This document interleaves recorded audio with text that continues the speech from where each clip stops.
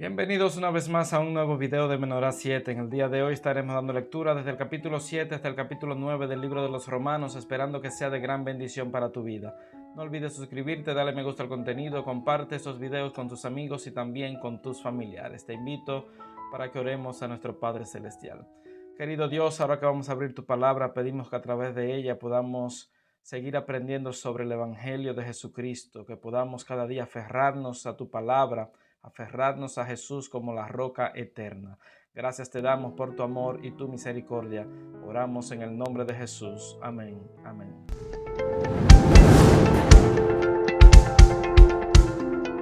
Capítulo 7. Analogía tomada del matrimonio. ¿Acaso ignoráis, hermanos, hablo con los que conocen de leyes, que la ley se enseñorea del hombre entre tanto que éste vive? La mujer casada está sujeta por la ley al marido mientras éste vive, pero si el marido muere, ella queda libre de la ley que la unía a su marido. Así que si en vida del marido se une a otro hombre, será llamada adúltera, pero si su marido muere, es libre de esa ley, de tal manera que si se une a otro marido, no será adúltera. Así también vosotros, hermanos míos, habéis muerto a la ley mediante el cuerpo de Cristo, para que seáis de otro, del que resucitó de entre los muertos, a fin de que llevemos fruto para Dios. Mientras vivíamos en la carne, las pasiones pecaminosas estimuladas por la ley obraban en nuestros miembros, llevando fruto para muerte.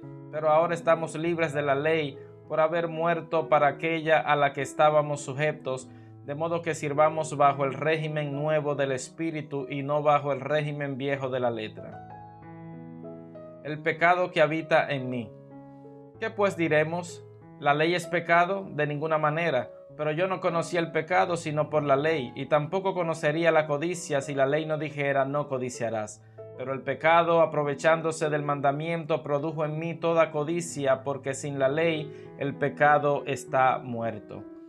Y yo sin la ley vivía en un tiempo, pero al venir el mandamiento el pecado revivió y yo morí. Y hallé que el mismo mandamiento que era para vida, a mí me resultó para muerte, porque el pecado, aprovechándose del mandamiento, me engañó y por él me mató. De manera que la ley a la verdad es santa y el mandamiento santo, justo y bueno. Entonces, ¿lo que es bueno vino a ser muerte para mí? De ninguna manera. Más bien el pecado, para mostrarse como pecado, produjo en mí la muerte por medio de lo que es bueno, a fin de que el pecado, por medio del mandamiento, llegara a ser extremadamente pecaminoso. Sabemos que la ley es espiritual, pero yo soy carnal, vendido al pecado. Lo que hago no lo entiendo, pues no hago lo que quiero, sino lo que detesto, eso hago. Y si lo que no quiero, esto hago, apruebo que la ley es buena, de manera que ya no soy yo quien hace aquello, sino el pecado que está en mí. Y yo sé que en mí, esto es en mi carne, no habita el bien, porque el querer el bien está en mí, pero no el hacerlo.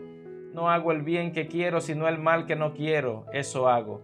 Y si hago lo que no quiero, ya no lo hago yo, sino el pecado que está en mí.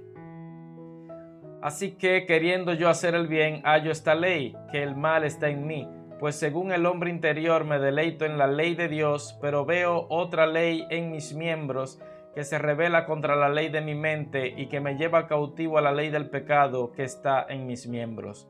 Miserable de mí, ¿quién me librará de este cuerpo de muerte? Gracias doy a Dios por Jesucristo Señor nuestro. Así que yo mismo con la mente sirvo a la ley de Dios, pero con la carne a la ley del pecado. Capítulo 8. Vida en el Espíritu. Ahora pues ninguna condenación hay para los que están en Cristo Jesús, los que no andan conforme a la carne, sino conforme al Espíritu, porque la ley del Espíritu de vida en Cristo Jesús me ha librado de la ley del pecado y de la muerte. Lo que era imposible para la ley, por cuanto era débil por la carne, Dios, enviando a su Hijo en semejanza de carne de pecado, y a causa del pecado condenó al pecado en la carne, para que la justicia de la ley se cumpliera en nosotros, que no andamos conforme a la carne, sino conforme al Espíritu. Los que son de la carne piensan en las cosas de la carne, pero los que son del Espíritu en las cosas del Espíritu. El ocuparse de la carne es muerte, pero el ocuparse del Espíritu es vida y paz, por cuanto los designios de la carne son enemistad contra Dios, porque no se sujetan a la ley de Dios, ni tampoco pueden, y los que viven según la carne no pueden agradar a Dios. Pero vosotros no vivís según la carne, sino según el Espíritu, si es que el Espíritu de Dios está en vosotros. Y si alguno no tiene el Espíritu de Cristo, no es de él. Pero si Cristo está en vosotros, el cuerpo en verdad está muerto a causa del pecado, pero el Espíritu vive a causa de la justicia. Y si el Espíritu de aquel que levantó de los muertos a Jesús está en vosotros, el que levantó de los muertos a Cristo Jesús vivificará también vuestros cuerpos mortales por su Espíritu que está en vosotros. Así que, hermanos, deudores somos, no a la carne, para que vivamos conforme a la carne, porque si vivís conforme a la carne, moriréis, pero si por el Espíritu hacéis morir las obras de la carne, viviréis. Todos los que son guiados por el Espíritu de Dios son hijos de Dios, pues no habéis recibido el espíritu de esclavitud para estar otra vez en temor, sino que habéis recibido el espíritu de adopción por el cual clamamos, Abba, Padre. El Espíritu mismo da testimonio a nuestro espíritu de que somos hijos de Dios, y si hijos, también herederos, herederos de Dios y coherederos con Cristo, si es que padecemos juntamente con Él, para que juntamente con Él seamos glorificados.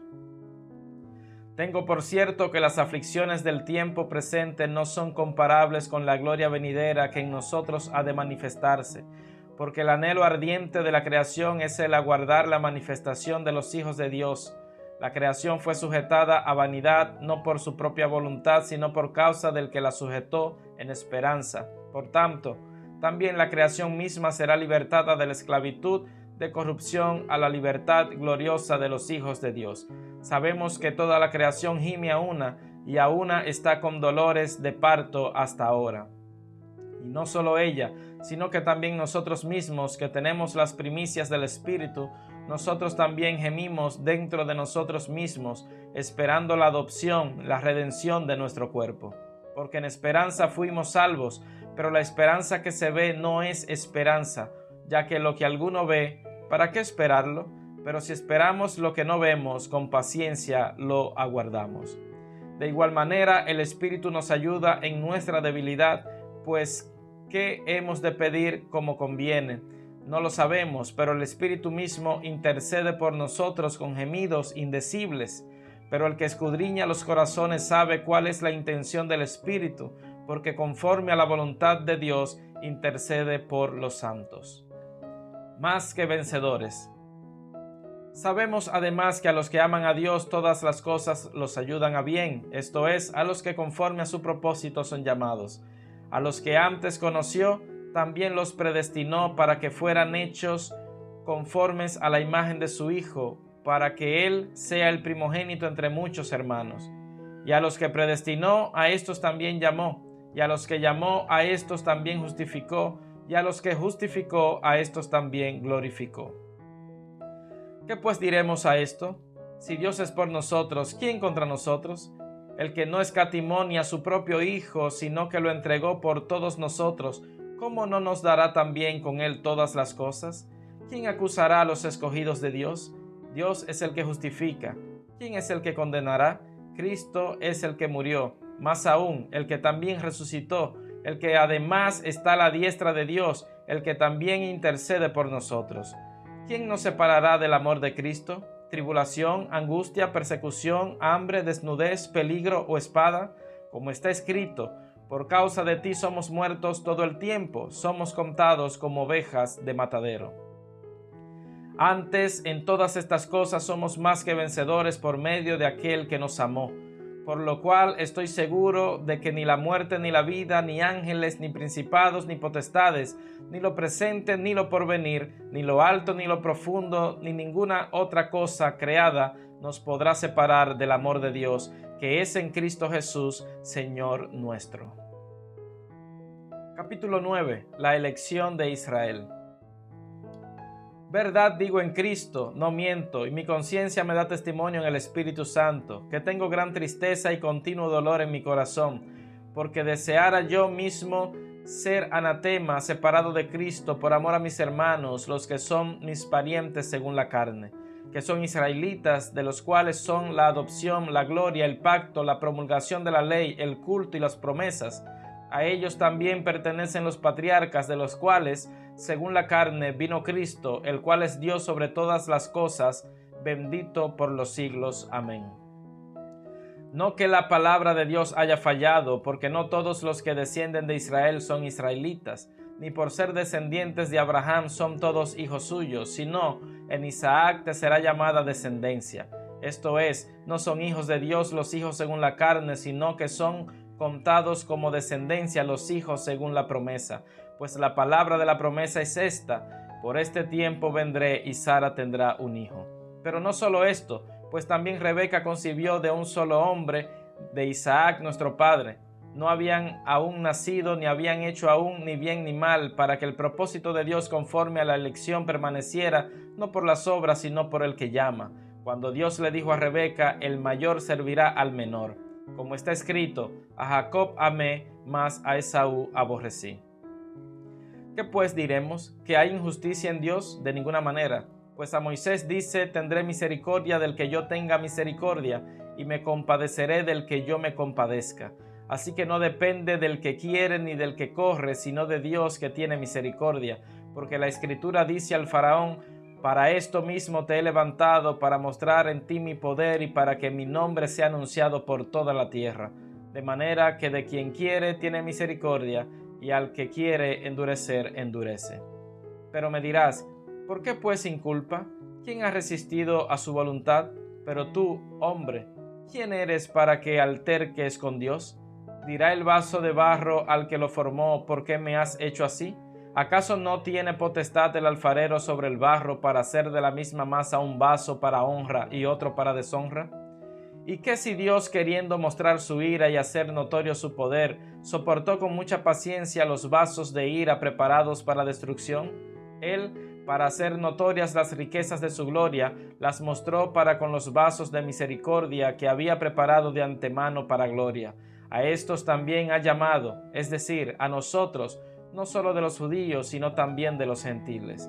Como también en Oseas dice: llamaré pueblo mío al que no era mi pueblo, y a la no amada, amada. Y en el lugar donde se les dijo: vosotros no sois pueblo mío, allí serán llamados hijos del Dios viviente. También Isaías proclama acerca de Israel: aunque el número de los hijos de Israel fuera como la arena del mar, tan solo el remanente será salvo, porque el Señor ejecutará su sentencia sobre la tierra con justicia y prontitud. Y como antes dijo Isaías: si el Señor de los ejércitos no nos hubiera dejado descendencia como Sodoma, habríamos venido a ser, y a Gomorra seríamos semejantes. La justicia que es por fe. ¿Qué pues diremos? ¿Que los gentiles que no iban tras la justicia han alcanzado la justicia, es decir, la justicia que es por fe, mientras Israel, que iba tras una ley de justicia, no la alcanzó? ¿Por qué? Porque iban tras ella no por fe, sino dependiendo de las obras de la ley, de modo que tropezaron en la piedra de tropiezo, como está escrito: he aquí pongo en Sión piedra de tropiezo y roca de caída, y el que crea en él no será defraudado.